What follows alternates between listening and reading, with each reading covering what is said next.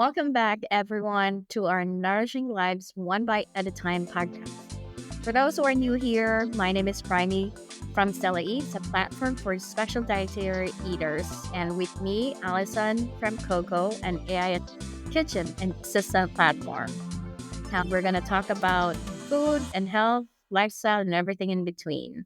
Joining us today is Sadia from Allergy Edibles. We're glad to have you.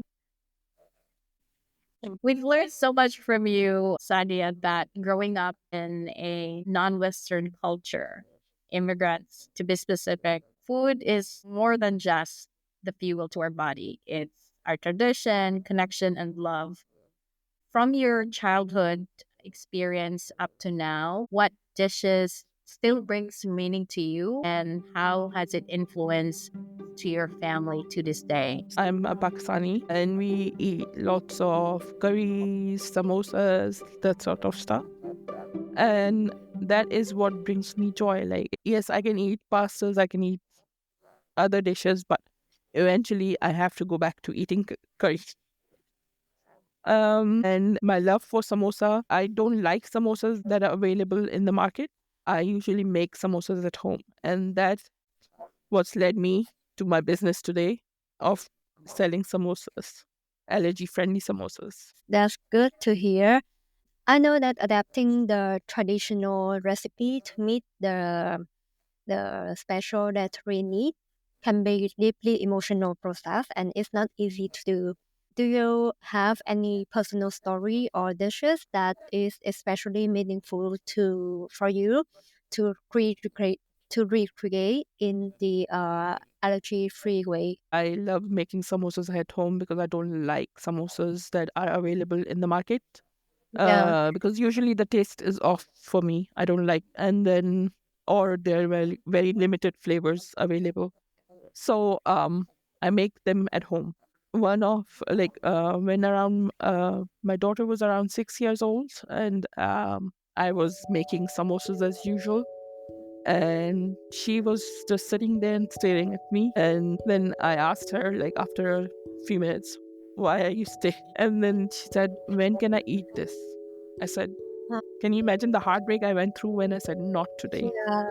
Mhm. Because she couldn't eat it because the wrapping is of wheat and she has wheat allergy. So I said, "Not today." And then after a few days, I was going through, like, I was doing my grocery and going through the international aisle in the grocery store. And then my eyes fell on the rice paper. And then, because you have to keep, I learned to substitute ingredients, what to look for in the ingredient when you're substituting. So I was thinking, with the store bought sheets, sheets are very thin and similar to the rice paper.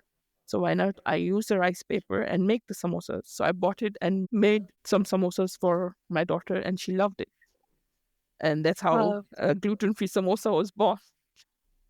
yeah, I love the story That's because very you, inspiring. I know when it comes from the yeah, heart. Yeah. yeah, because you are trying to make sure that no one is left out from your family, Yes. right? Like by Yes. offering like the family member the gluten free, dairy free, or the other special dietary like cooking good that happen to Yes. be like delicious, enjoyable to make sure that we can make all of the family occasion to be inclusive, especially Yes. with for your daughter and people who's like special dietary eater. Like I believe this one is so related to what Prami is building today. Yeah, I hear you, Sadia. It's heartbreaking that even our family is going through the Yes. situation. The usual food that he would love to eat, I'd go crazy trying to make something, and then he just, sniff it, and it's like it's a hard process. I hear you right now in my situation. As a mom, we are the caretaker at home. And then speaking more about the food allergies that you have gone through, as immigrants, I know even back home in Philippines, allergies is not something that we really openly talk about. But No. here in this culture, the awareness is growing. How can we break the stigma when it comes to our cultural background and the misunderstanding? Back home, I don't think there is as much food allergies there present there as over here in the Western part of the world. It may be due to the climate, the weather, I don't know. And some people say it's also the cleanliness, like there's more cleanliness here than there, so the body turns on itself and starts fighting itself because it doesn't have anything to fight with. So, but that's just theories. We don't know. But what I have confronted is like people in our culture, because they're not so used to with food allergies, don't understand allergies or the severity of food allergies as they should. And so they like sometimes brush it like, oh, she can just eat, like pick out the allergen and then she can eat it. For example, if there's nuts on top, they'll just say, Yeah. she can just pick it out and they eat it. No, sometimes even if the nuts are in the air, it can cause you an allergic reaction. And or like, oh, there's only a little bit of the allergen in the food. Nothing will happen. She can eat it. But you have to be patient. You have to explain to them what can happen. And once they see the reaction themselves, if it happens, then they understand, okay, there's something wrong. Because a normal person, like my kids have very thin lips and eyes, and they like get swollen like someone has bitten them. Like if you have a honey bee bite you and it gets swollen, it goes swollen like that. So then they realize, hey, there's something wrong here. It shouldn't be like this. You just have to be patient. You have to explain to them. You have to work with them. Like if they have invited you over, you have to work with them. Suggest to them dishes that they can make, that it's inclusive. Everyone is eating together. Um, Help them make the dish if possible. And most important is patience. Patience, patience, patience. Yes. And Yeah, that's eventually, the yeah, I know like it's difficult at first for people who have like little awareness of the allergy to get used to like the exposure of the allergy reaction for people yeah, who require especially special dietary. Different culture will have like the unique dietary stable that can make the substitution challenging. So have you faced any resistant or skeptical idea when recreating the cultural dishes? And how did you handle that? with patience, mainly trying to work with them, answering their questions. Sometimes it's like those questions are on repeat. You have to keep answering them, keep explaining them to different people. Like, there would be your uncle coming in asking, what will happen if she eats this? And then there will be someone else, some other cousin coming in, and oh, what happens if she eats this? So you have to keep repeating yourself, keep explaining, and you need lots of patience with that. And things like, oh, it's only a little if she eats, what happens? Then you have to explain like what happens if she does eat it. So that's about it. I didn't really look at allergens the same way, but now that my daughter's going through school, it Yeah. really opened my eyes because there are food that I can't pack on lunches. It has to be make sure that it's peanut free. Sometimes I'm also getting cautious. Like I also ask my daughter, ask her teacher if somebody is also gluten free needing dietary because now my eyes are more open because of what we're doing also with Stella Eats. Well, we just have to keep raising more awareness. Yes.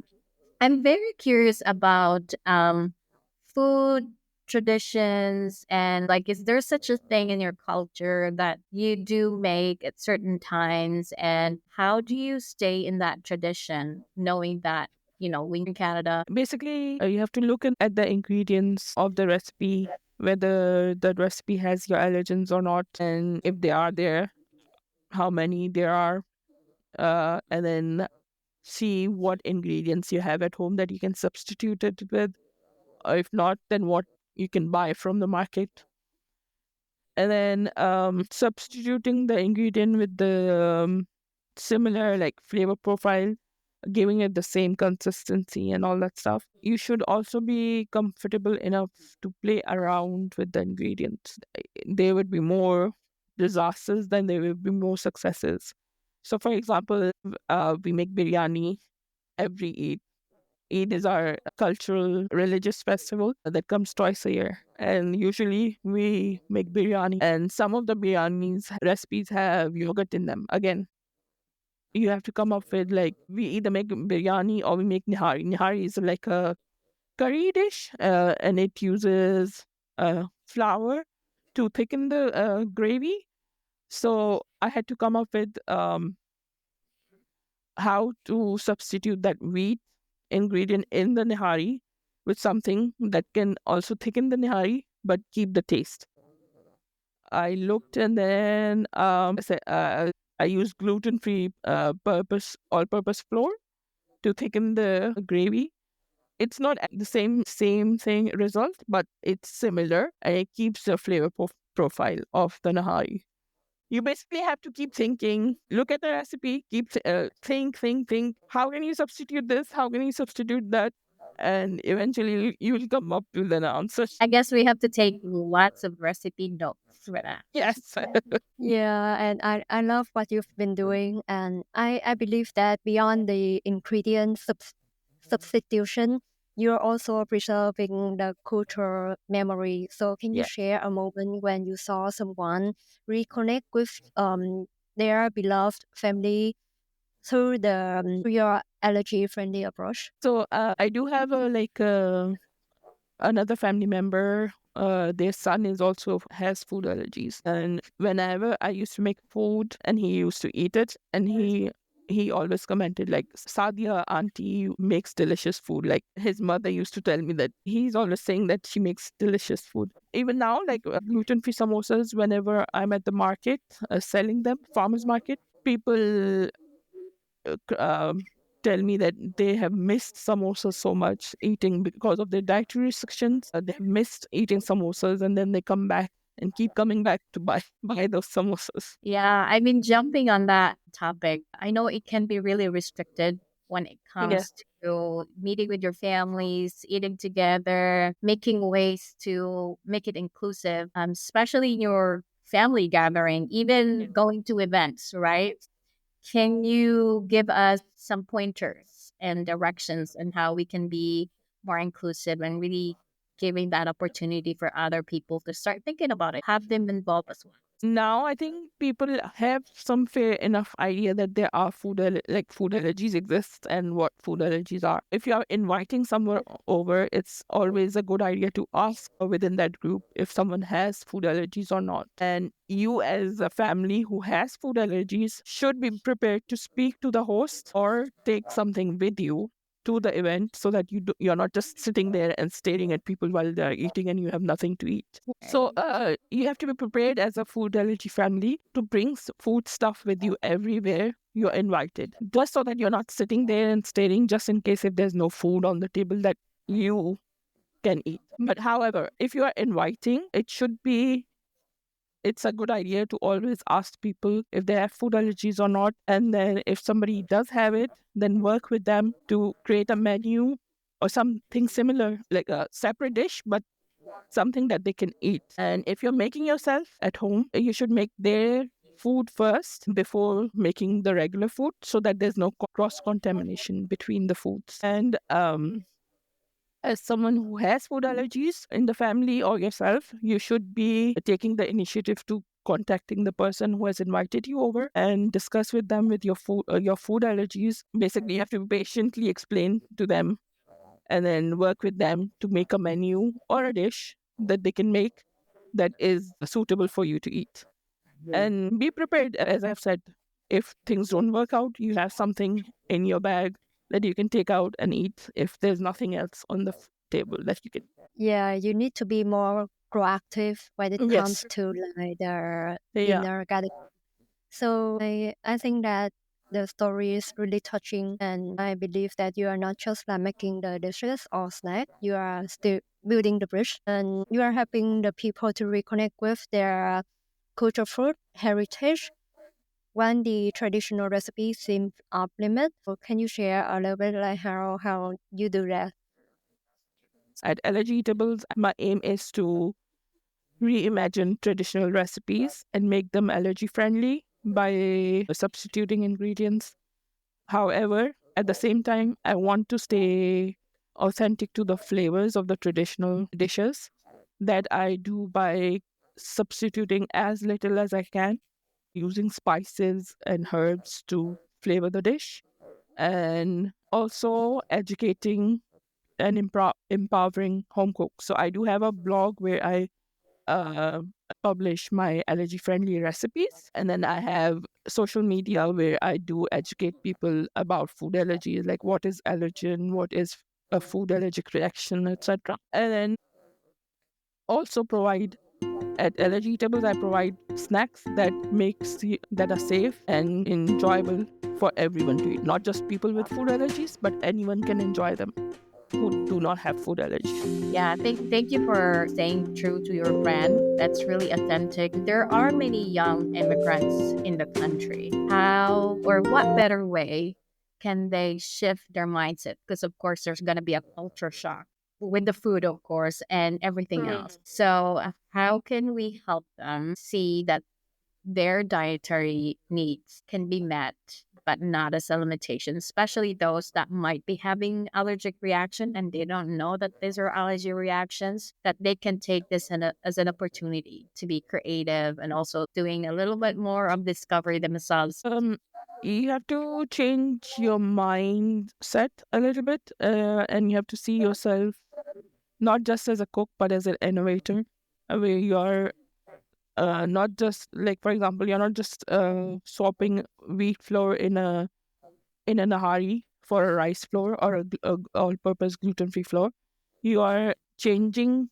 You're just transforming it to suit your needs instead of losing your tradition. It is still the same dish. It just has a different ingredient, and then even like you can end up with having a new dish instead of old dish. So you like cooking allergen friendly meals is an opportunity to connect with others like who share similar challenges and celebrate inclusivity. Yeah. So for example, if you are in a dinner setting and there's nothing to eat, you take your food and you start eating. The people start asking you questions like, "Why are you eating this?" That's like a conversation starter, and you can connect with people. You can explain. You can teach them what food allergies are. Yeah. I admire the mindset. And to conclude, what is the one mindset that shift the people to make the food culture and allergy so that they can feel more confident and more include, more empowered in your food choices? It's shifting the focus from seeing your food allergies as limiting to possibilities. Like food allergies push you to think outside of the box in relation to food, which can lead to exciting discoveries. You can find new recipes, new dishes, or even start your own business.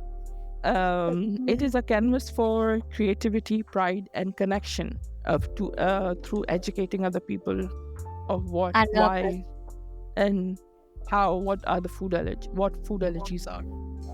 Yeah, I love it. Like Yeah, I, so I love this think that cooking. conversation. Yeah, Thank you I so think that much, cooking Sadia. is the. I think cooking is the experiment, like you shared before, right? To be creative with the food. Yes. And thank you for joining us on this heartfelt journey exploring the Thank you, social and thank cultural you. aspect of the Thank food you for and inviting. dietary restriction. So through Sadia's inspiring story, we've seen how food is not just the substance, but a profound expression of tradition, love, and connection people together. So, to anyone out there who's navigating the food allergy or cultural adaptation, just remember like you're not losing your heritage, you're evolving it like Sadia here. So, your kitchen can be a space for innovation, creative, and empowerment. Until next time, let's keep the conversation going on about how food can build bridges and celebrate diversity and create a place at the table for everyone. So stay inspired, stay inclusive, and keep cooking with mindfulness. Thank you. Until next Thank you, time. Sadia. This has been a Thank blast. you. To anyone out there listening, please do give us a shout out in all of your social medias, wherever you are tuning in with our podcast. Give us a like, a heart, or comment down and tag us in all your allergen story as well. Until next time, see you. See Thanks. you. Bye bye. Bye.